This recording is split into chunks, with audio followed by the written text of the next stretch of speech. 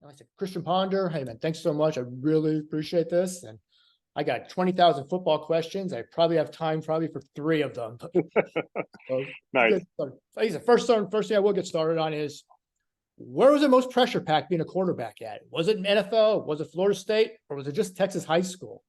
Good question. Look, definitely NFL, right? When money's on the line, right? When you're being paid to perform, definitely the pressure was at its highest. And I think as you made that progression, I mean, obviously growing up in Texas high school football, there was a lot of pressure, and it prepared me to go play, in the collegiate level, and that was an elevated sense of pressure. And then it definitely peaked in the NFL. But now college dynamics different, where guys are being paid to be there. So it is somewhat now of a professional league, even though it's NIL, not getting paid to play. But guys are being paid to come, through the transfer portal and recruits and all that stuff. So it's a very different dynamic than what I grew up with.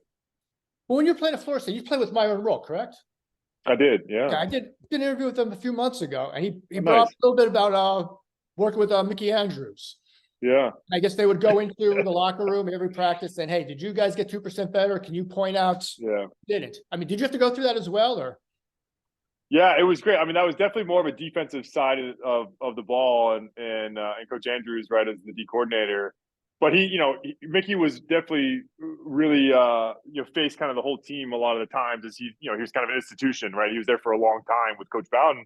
But yeah, I love that. I know Myron, active on social media, leaning into that idea of like, did you get 2% better today? But it is such a taking small steps on a regular basis. You look back and you've made leaps and bounds over the course of over a long period of time, and it was such a good way to teach that and take that approach. Really, whether it was football or working out or life in general, I think it was such a good way to approach progress in whatever you were pursuing.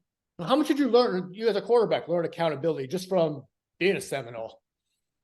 A lot. Especially right, like as a quarterback. I mean, you're oftentimes the face of the team, and you get all the blame for when things don't go well, and you get all of the praise when things do go well. So you're and as the guy that has the ball in his hands on every play, you're accountable for how you perform, and if you don't perform, you're not going to last very long. And so yeah, so and I think Coach Fisher did such a great job. And I think what was great about Jimbo was he held quarterbacks to the highest standard, because he knew that, right? Like as the quarterback goes, often the team goes, and so in practices, he put a lot of pressure on us to perform well in practice. So when we got to the game, it wasn't hard, but he had a high level of accountability. He held the quarterbacks to a high level of accountability, and it was important to have the right process so you could perform better. And so I learned a lot through that experience, and obviously learning, taking that and applying it to post sport has been really helpful. But yeah, it's you learn a lot about accountability pretty quick when you have a lot of expectation on your shoulder. What were some of your most memorable moments as a player? Was it just the touchdown passes, the winning? Were there other intangibles that maybe that fall under the radar?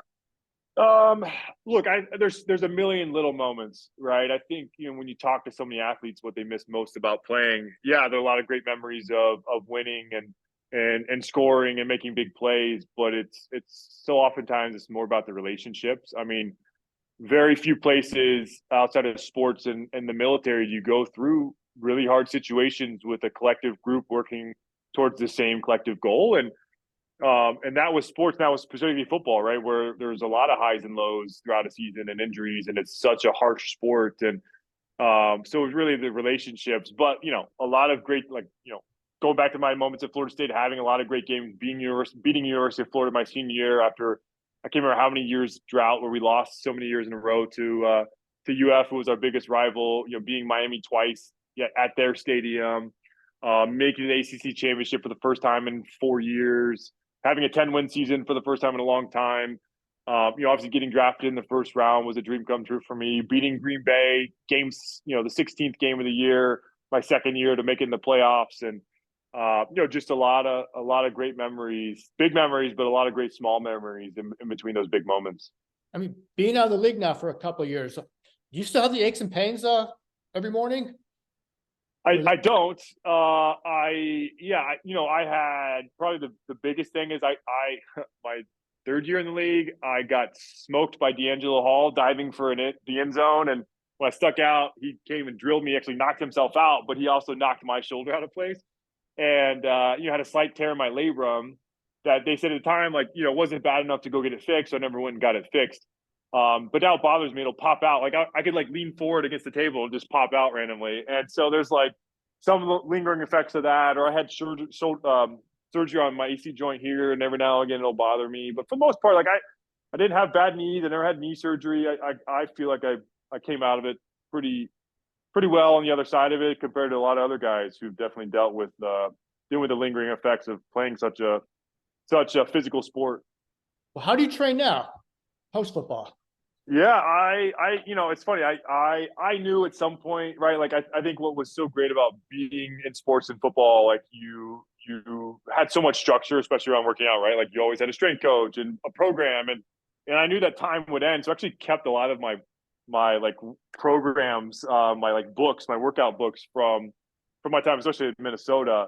And so I still try to follow some of those things. So I belong to an Equinox in New York, right down the street from me, and as much as I just hate working out in public gyms, right? Like when guys aren't used to like being in weight rooms and putting weights back, or like God forbid you go get a drink and because between your sets on a bench, someone's gonna steal your bench. It's just like it drives me nuts. But I try to work out, 5 times a week in the weight room. I have a buddy I run with in Central Park a few times a week. Try to do some anaerobic stuff, run hills. Played a basketball league that's both fun and competitive, but also a great workout. So try to, I don't need to be as fit as I was on the football field, and don't need to be throwing around as much weight as I did or put so much load on my back. But obviously still try to stay in shape. It was actually me and my wife had a deal after we got married. She said, look, when you're done playing football, you can't lose 10 pounds and you can't go over 10 pounds from when we got married and your playing weight. So my playing weight was 225. So I can't go up to 235 and I can't get super skinny and go down below 215. So that was our deal. So I got to maintain, but not also not exceed, which gets hard as you get older, like metabolism slows down. It's definitely an aspirational goal. I'm still there right now, which is good. What's the weight now? I think I'm still right at 225. I've actually weighed myself in a few weeks. But I try to maintain. I'm not trying to bulk up super big. I'm not trying to lose a bunch of weight. I'm trying to maintain, but I think I'm still right in between 220 and 225. As far as the weight room, as far as working out for a quarterback, what would you tell a quarterback now? Here's what worked for me as far as a quarterback. This is the exercise, this is the program, this is kind of the routine that got me to where I was. If you had one thing. Yeah. I mean, look, a lot of core strength, right? There's a lot of core strength and actually I saw this great article the other day about like stop calling it core, really call it trunk strength. Like so in between like your chest and your knees, focus on the hips and the abs and the upper legs, because that's where a lot of your throwing power comes from. And obviously doing a lot of exercises, strengthening rotator cuff and I thought it was sexy to throw around a bunch of big weights on the bench. And actually, my max was 405 in college on bench press. But there's like no point, like especially in the quarterback, you're just asking to hurt yourself. And when it comes from range of motion and throwing, like you don't need to get that big. I think really as good as we want to look in the mirror and with our shirts off, it's really about functionality. I think Tom Brady was really good at that, about the old pliability and really functionality of your sport. And I think the things that translate to throwing motions and obviously staying fit. I mean, the anaerobic stuff, especially on the football field, when it's really strong, fast burst in short amount of time, you've got to stay on top of your fitness. So does the routine change a lot after post football? It sounds like most people would think maybe once you're done, you don't have to train, you don't have to practice, you can sleep until 9 o'clock, 10 o'clock, maybe go at 1 o'clock. But does your routine change at all, or are you pretty much as regimented? I don't have much time, right? Like when it was your job, it was your job to stay fit, and you had dedicated time in the weight room and in conditioning throughout the day. And it's not the case. I have 3 kids. I a founder of a startup. I don't have the same amount of time, and so my work. I had to accept the fact at some point where I just can't. I don't have time to go spend 90 minutes in the gym and and work out as much as I can, that sometimes it's okay to just get 30 minutes in and do what you can and get out. So it's definitely different. It's not as intense. It's not as time consuming just because I don't have the time to do it. And I had to accept that fact, I think, actually a few years ago, because I got to the point where it's like, oh, I'm not gonna go get a 30-minute workout. There's no point. So I just wouldn't work out at all. And that ends up adding up when you don't get those workouts in. And so it was a bit of a change in routine. It was a bit of a change in mindset. I'm not trying to kill myself. I'm not trying to do as much load as I can. Again, I think it's at this point it's maintenance for me, and not not trying to throw up a bunch of big numbers. And it's just stay fit enough that I can keep chasing my kids around and live a long, healthy life. What could you describe the Post? Yeah, look, the Post is it's a private membership network for athletes, people who've played collegiate, professional, Olympic sports, who now are turned business professionals. Rooted my own experience as an athlete, I hated the fact when I was done playing that it just seemed like being an athlete was reduced to a past version of myself, and I hated the fact that as an athlete, a lifelong athlete, it's the community that I belong to. I've been on teams and in locker rooms my whole life, and the athlete community. Athletes are people I get along with best, enjoy being around the most, the people I have the most in common with. And, that's my tribe. And it was the first time in my life when I hung up my cleats in 2016 that I was formally removed from that group. And, athletes made me better. The characteristics that define athletes, the work ethic, the grittiness, the competitiveness, the drive, the self-accountability, the humility, the ambition. When you're in rooms where everyone's defined by those characteristics, you feed off of it. We're so influenced by the people we surround ourselves with. And I was no longer surrounded in a high density by those people, and living in New York City, where there are highly competitive, ambitious people. I couldn't find that place that felt like home for me, and plugging back in with athletes. And so when I couldn't find it, decided to go build it. And how do we create this space that allows athletes to continue to be exactly who they are? That we like to think of ourselves as the continuation of the athlete journey once we hang up the cleats or whatever our respective sport was. That we continue to be in a place where we continue to tap into the athlete mindset. There's so much compelling data around the performance of athletes in business when sport is over. And so how do we create that space to unlock more of that business potential that all athletes possess, and surround you with the like-minded individuals in the community, that in the locker room and the team that we all, so much of us miss when sport is over. So, it's kind of it's a different locker room and team that we ever had before. It's more about business than sport, but still filled with the same people. What makes a locker room different than, say, your normal office? I think there's, like, as much as I dislike the word safe space, like the locker room was like a safe space for athletes, right? You're in a space where like-minded individuals, right? Like it's so much of a community is built on commonality and the shared life experience and interest systems and ambitions of athletes.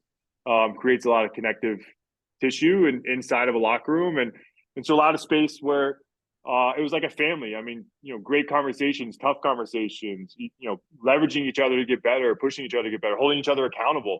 Some of the things we talked about before. And so for us, this idea of creating this locker room where we can have those same replications of those relationships, and but it's a locker room of both men and women. It's not as a football player, it's just men in that locker room. But allowing those same types of conversations and the same accountability as we all try to pursue the things that we're pursuing post-sport. What was it like for you day one, once you knew your football career was over? Like what was the transition like? Did it take a little bit of time? Did you know right then, I know exactly where I'm going? Look, I knew, so I got my undergrad in finance. I got my MBA while I was still playing at Florida State. I actually started a second master's. I was there for 5 years, took a redshirt year. I knew I wanted to get into finance. Originally, the idea was wealth management. And that's why one of the main reasons we moved to New York was to if I was going to start in finance, why not start in the financial capital of the world? I think on paper, I had it all together, and I didn't expect the transition to be difficult, but it was. I think, and going through that experience was really a big motivating factor to launching the Post.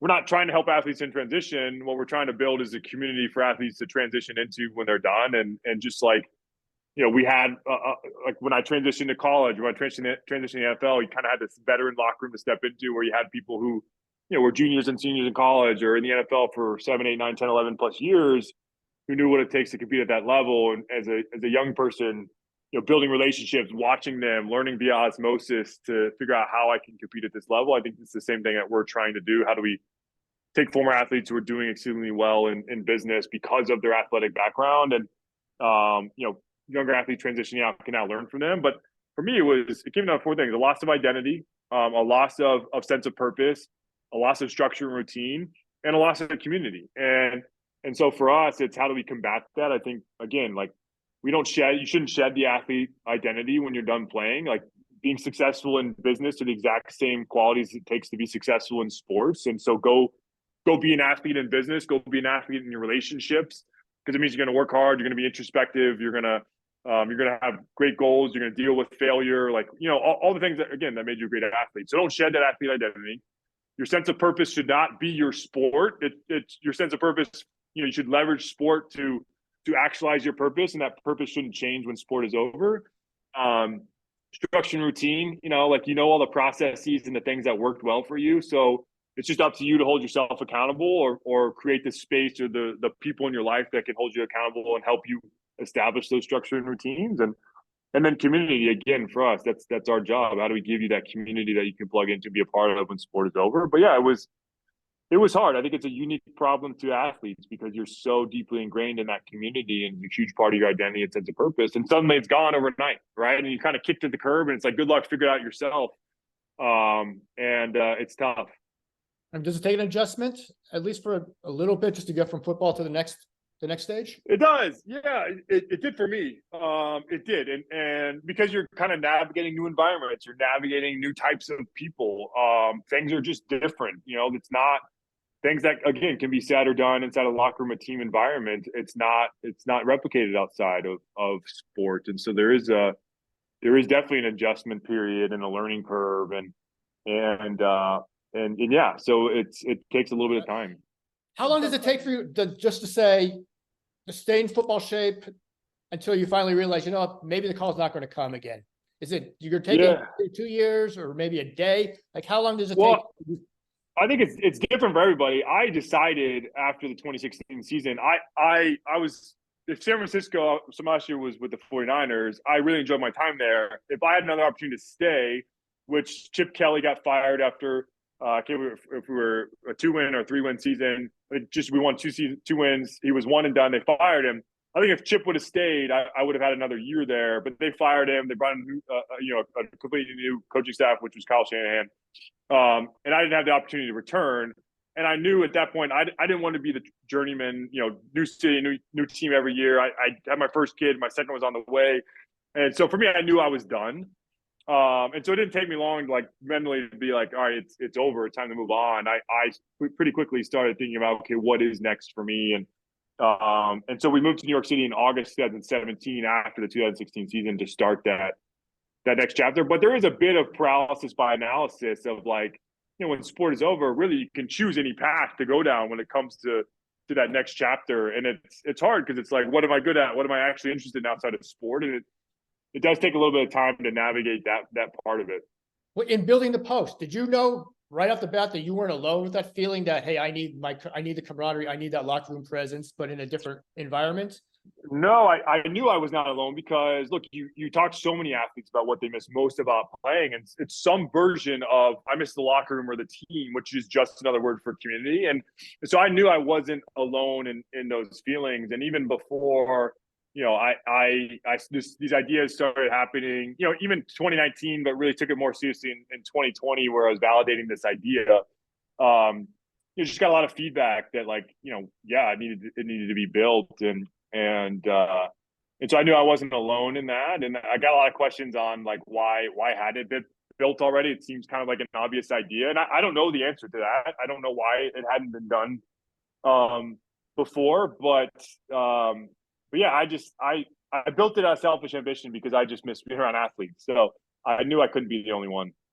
Now, it's not just for football, I'm assuming. It's not. No, any sport, we say, you had to be at least a college, an NCAA level athlete, men, women, any sport. Our whole thesis is, again, you develop an operating system and an identity that doesn't leave you when sport is over. And again, it's an asset when it comes to performance in business. And and it creates really good boundaries to build a tight knit community. So any sport, men, women, it doesn't matter, and yeah, just people who are ambitious about what they want to accomplish when sport is over. And so if you look at our demographics, over 70% of our members are at the VP level and above, primarily former college athletes. Over 30% of our members are former professional Olympic athletes. And so it's a really good group.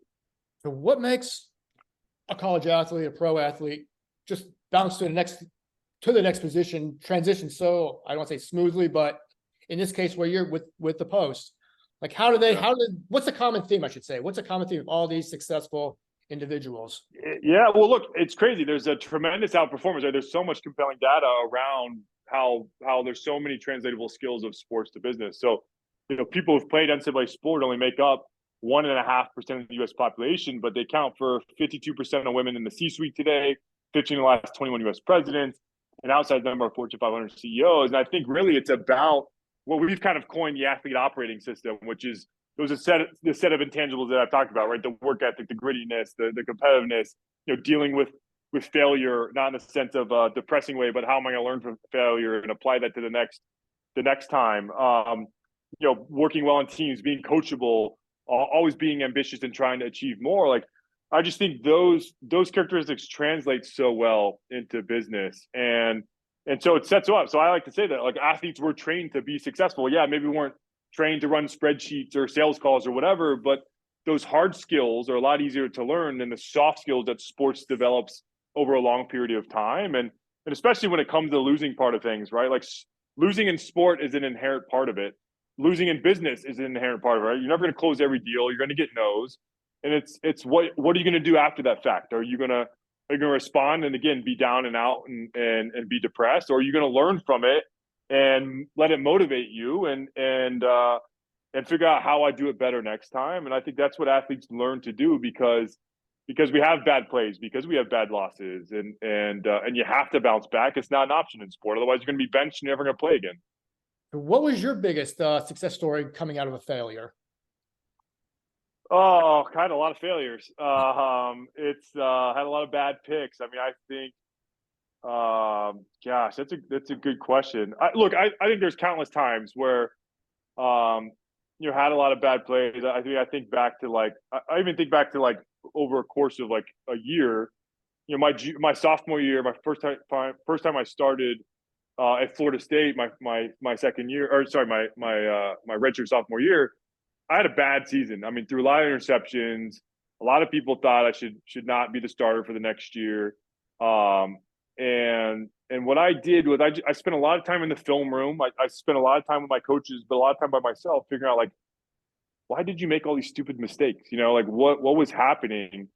And then, and it made me a lot more confident to realize they were stupid mistakes. Like, they were all preventable things, and it was up to me to invest in the time to get better. And learn and study defenses and understand. I think Jimbo Fisher had such a great perspective when it came to quarterbacks and success at the quarterback level, like asking the question why, like, why are we doing this? So on this play, why is this pass route designed this way against this coverage? And who are you identifying? Is it the corner? Is it the inside linebacker? Is it the outside linebacker? Is it safety? Who are you reading and understanding why to get to that play or through that play or that decision faster? And so spending a lot of time learning from that season really helped me have an incredible junior year. I think even after my junior year, I would have turned professional, winning the NFL draft after that year. Except ninth game of the year, another failure. I threw 3 picks against Clemson, and on the third pick, it would have been a pick 6 at the end of the game, and I was just so mad. I tried to blow up a 230-pound safety, and he barely nudged, and I ended up just separating my third degree separation of my AC joint ended my junior year, so couldn't go in the NFL draft. But yeah, I think it was a lot of failures my sophomore year that I learned from that really made me a better player my junior year. Does criticism get easier as you go along? It's a good question. Look, I think I appreciate feedback. I think you learn what is valuable criticism and what's not. You consider the source.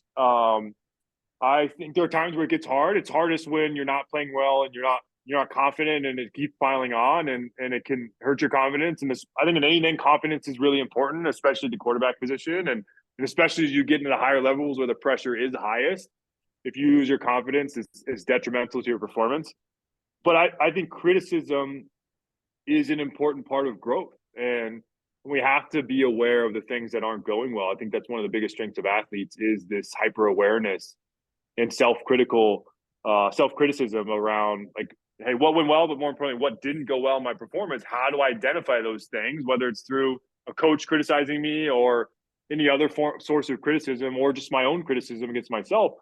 I have to know the things that I can get better at and put in the effort to get better so I can perform better. Now, is this something that I guess is an ongoing thing at the Post, or an ongoing something not criticism, so to speak, but like bouncing off ideas on how to improve some things?